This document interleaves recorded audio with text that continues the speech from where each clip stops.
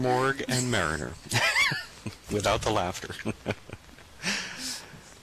Lifted by the wings of an angel, she gives herself willingly to the adoration of he who has captured her.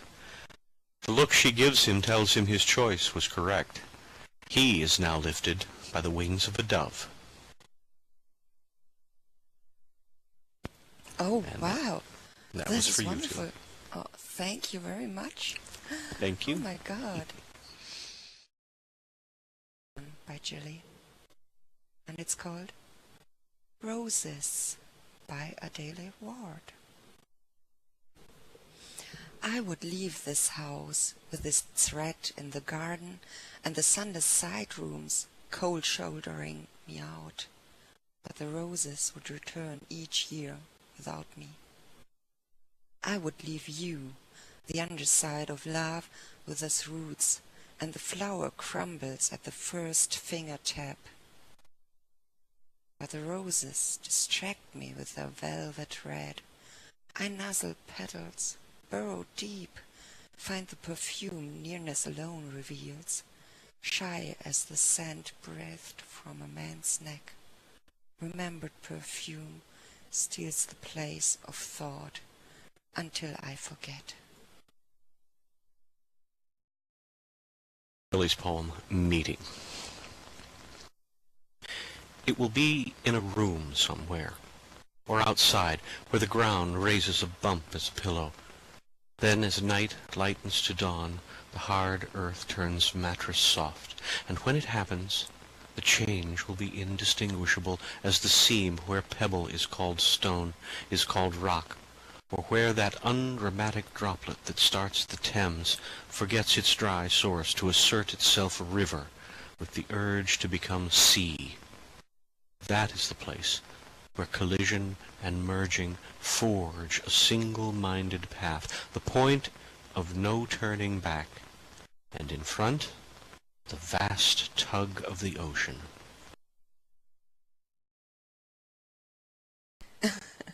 So I may read this one first, and it's called Pondering Wheelings by DonJuan Ryder.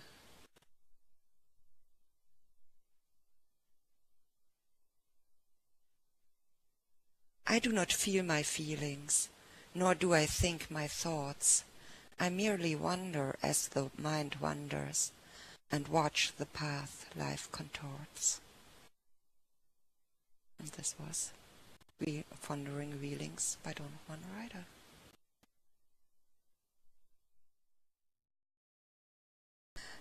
And the one Stosh sent me, it's a newer one of hers, yeah, very new.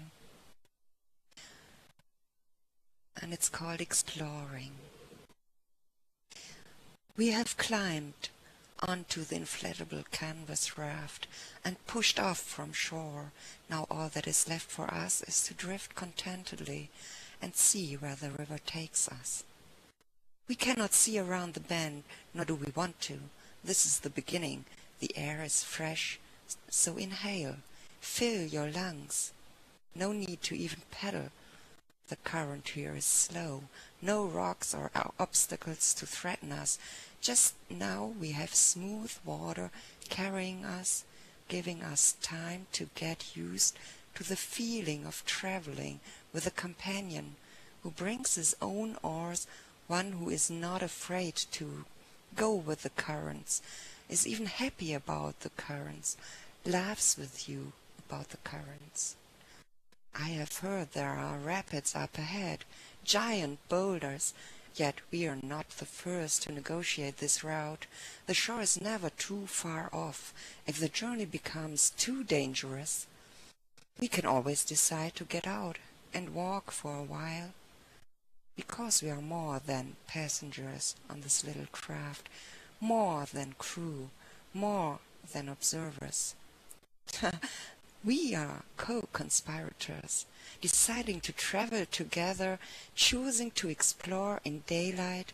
The only rules are the ones we choose. So far, so good. And that was Exploring by Stosh Quartz. This is another one of Julie's Adele Ward's poems called Listen. Listen. Your name in my mouth is a new sound, unheard. Pebbles on the seabed shuffled along by eyeless fish. It passes over my teeth from cheek to cheek, a white stone untouched by the sun. I warm it, curled in my tongue, then release it as air so soft. Its passing barely bends a candle flame between my lips and your ear, where you hear each syllable chime for the first time. A baptism.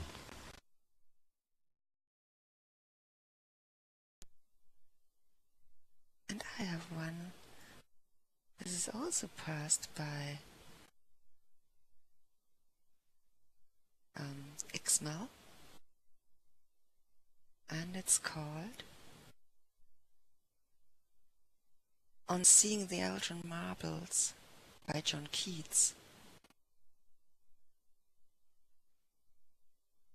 My spirit is too weak, mortality weighs heavily on me like unwilling sleep, and each imagined pinnacle and steep of godlike hardship tells me I must die, like a sick eagle looking at the sky. Yet 'tis a gentle luxury to weep, that I have not the cloudy winds to sweep fresh for the opening of the morning's eye. Such dim-conceived glories of the brain bring round the heart an indescribable feud. So do these wonders a most dizzy pain, which mingles Grecian grandeur with the rude wasting of old time, with the billowy main, a sun, a shadow of a magnitude. And that's On Seeing the Elgin Marbles by John Keats. A little while ago by William Blake called Fresh from the Dewy Hill. Fresh from the dewy hill, the merry year smiles on my head and mounts his flaming car. Round my young brows the laurel wreaths a shade, and rising glories beam around my head. My feet are winged, while o'er the dewy lawn I meet my maiden risen like the morn. Oh, bless those holy feet like angels' feet, oh, bless those limbs beaming with heavenly light. Like as an angel glittering in the sky, in times of innocence and holy joy, the joyful shepherd stops his grateful song to hear the music of an angel's tongue. So when she speaks, the voice of heaven I hear. So when we walk, nothing impure comes near. Each field seems Eden, and each calm retreat. Each village seems the haunt of holy feet. But that sweet village where my black-eyed maid closes her eyes in sleep beneath night's shade, whene'er I enter, more than mortal fire burns in my soul, and does my song inspire. Fresh from the Dewy Hill by William Blake. And Okay. it's a bit strange, but it's funny, and it's by Robert Burns, and it's called I Murder Hate. And it's really a funny poem, actually. It's I murder hate by field or flood, the glorious name may screen us. In wars at home I'll spend my blood, life-giving wars of Venus. The deities that I adore are social peace and plenty. I'm better pleased to make one more than be a death of 20.